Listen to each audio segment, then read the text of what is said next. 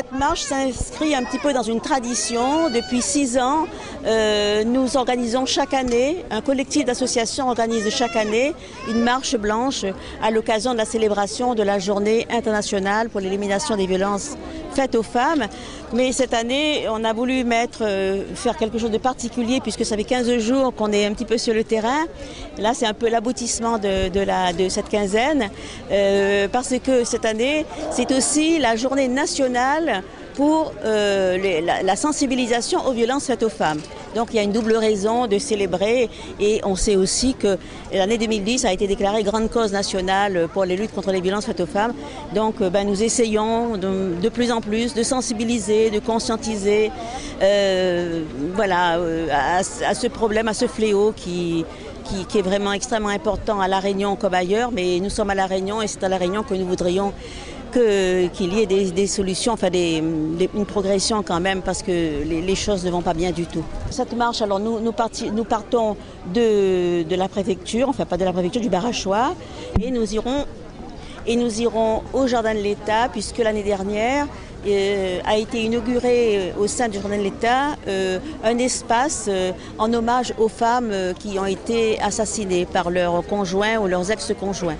Il y a une stèle qui a été érigée, qui a été inaugurée l'année dernière. Et donc nous avons pensé que c'était bien de faire vivre cet espace qui a été fait pour les femmes et donc de partir du Barachois jusqu'au Jardin de l'État et de déposer des fleurs au pied de cette stèle en hommage à toutes les femmes qui sont mortes. Il y a quand même près d'une vingtaine de femmes en l'espace de 7 ans à La Réunion. Nous avons compté une vingtaine de femmes qui ont été massacrées, celles que nous connaissons. Celles que nous ne connaissons pas, celles qui sont mortes chez elles, épuisées par les coups, ça on ne le sait pas. Mais en tout cas, celles qui ont fait la une des journaux, ça, voilà, il y en a une vingtaine, 19 exactement. Il y a des textes législatifs qui sont sortis, mais ces textes ne suffisent pas. Nous aurions aimé que la France, pays des droits de l'homme, soit aussi ce pays des droits des femmes et l'on mette en place cette loi cadre qui donne véritablement des moyens à la police, à la justice, à ceux qui sont incarcérés et pour donner des moyens notamment à ceux qui travaillent dans ce milieu carcéral pour leur donner véritablement des moyens, pour faire en sorte que les personnes qui sont incarcérées, qu'elles soient aussi des personnes suivies, qu'il y ait des psychologues, des psychiatres. Mais moi j'ai appris qu'ici même à La Réunion, il n'y a plus de psychologues, il n'y a plus de psychiatres parce qu'ils ne sont pas payés.